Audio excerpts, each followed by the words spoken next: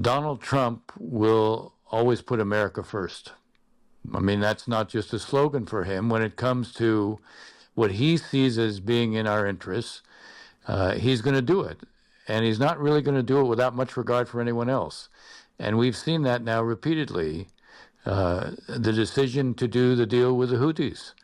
After that, I mean, the truth is just 2 days before that, the Houthis succeeded in having a ballistic missile penetrate Israel and land near the Ben Gurion airport. Then there's a deal that's done without any discussion or coordination or even consultation with the Israelis. The fact was the president decided he wanted to end the attacks. The Houthis were prepared to stop attacking American ships. President Trump's been at a lavish state dinner in Qatar tonight after signing more multi-billion-dollar business deals with his hosts. These include an order for 160 Boeing jets worth $200 billion, which Trump described as the largest ever order of its kind. Earlier, he met the new president of Syria, Ahmed al-Sharaa, for the first high-level meeting between the two countries in 25 years. Donald Trump announced the lifting of US sanctions against Syria and was full of praise for al-Sharaa, a former al-Qaeda commander who's still officially a proscribed terrorist in the US. Right. I think very good. Young, attractive guy, tough guy. You know, strong pass. Very strong pass fighter. Is that wordy? But he's got a real shot at pulling it together.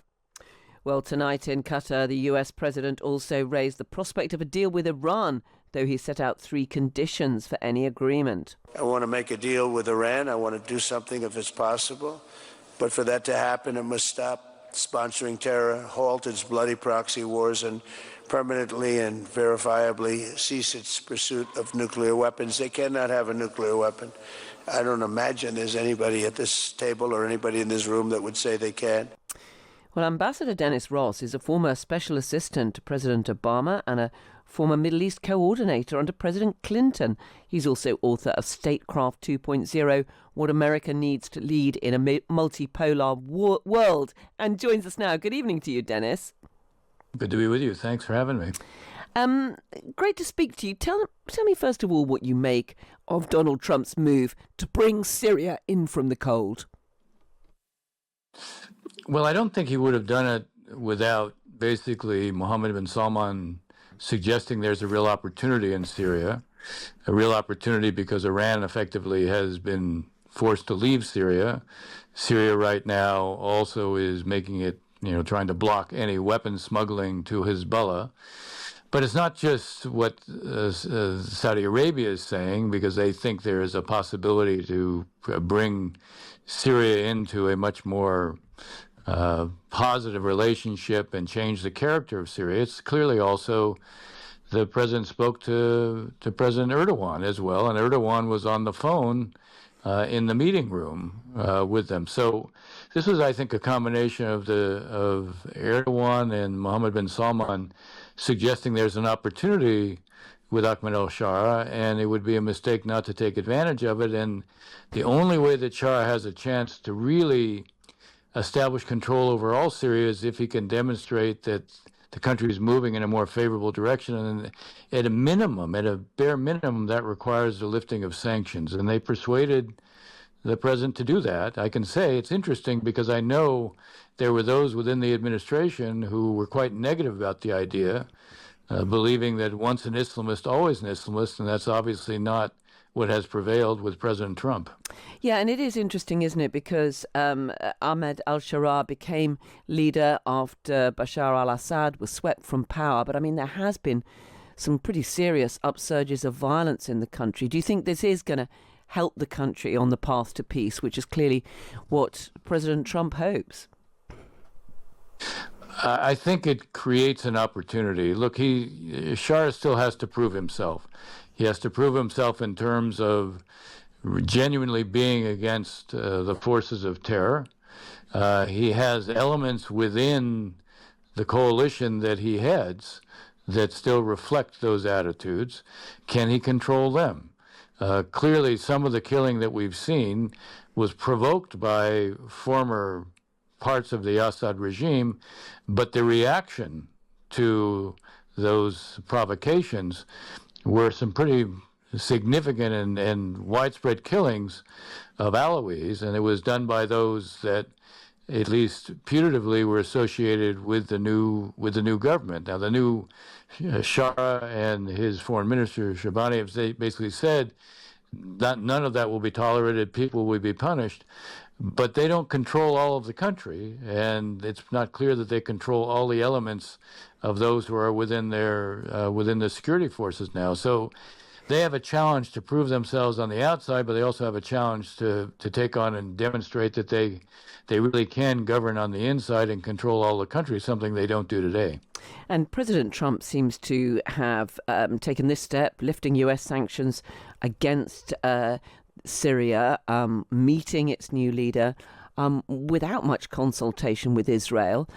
Likewise, his talk of reaching an agreement with Iran, when we know that the Israelis were very keen to get the go-ahead for further bombing attacks on Iran. How would you assess the US-Israeli relationship? I mean, he's not going to Israel on this trip, President Trump. I think there's several points to be mindful of. Maybe the most important one is that Donald Trump will always put America first. I mean, that's not just a slogan for him. When it comes to what he sees as being in our interests, he's going to do it. And he's not really going to do it without much regard for anyone else. And we've seen that now repeatedly. The decision to do the deal with the Houthis. After that, I mean, the truth is just 2 days before that, the Houthis succeeded in having a ballistic missile penetrate Israel and land near the Ben Gurion airport. Then there's a deal that's done without any discussion or coordination or even consultation with the Israelis. The fact was the president decided he wanted to end the attacks. The Houthis were prepared to stop attacking American ships. By the way, they made it clear they would continue to attack Israel, and they would continue to attack ships that they defined as being somehow connected to Israel, even though that is an extremely broad definition. So Israel's concerns and interests were not taken into account because the president was operating on what he saw as our interests, negotiating with the Iranians, negotiating with Hamas. This is the first administration ever to deal directly with Hamas. Without telling the Israelis discovered it through their intelligence means. So that's a pretty dramatic step. So what we're seeing is a pattern here that the president is pretty much prepared to do those things that he sees as being in our interest as he defines it. The release of the dual citizen Eden Alexander was done again without the Israelis. So I wouldn't say that somehow that there's a crisis in the relationship or that he won't support Israel. I think he generally remains supportive of Israel. But the message he's sending is when he decides it's in his interest as he defines it, when he decides it's in America's interest as he defines it, he's going to pursue that without much regard to where the Israelis are coming from. And just finally and briefly, if you could, Dennis, I mean, where does this leave the prospect of getting any further serious negotiations underway towards another ceasefire and the release of more hostages from Gaza? We will see whether or not, even before Trump leaves the area or immediately afterwards, whether there is another deal. I suspect there's at least a 50-50 chance by the time he leaves the region or the day after, there will be another deal where maybe 10 of the remaining live hostages will be released, a 45-day ceasefire.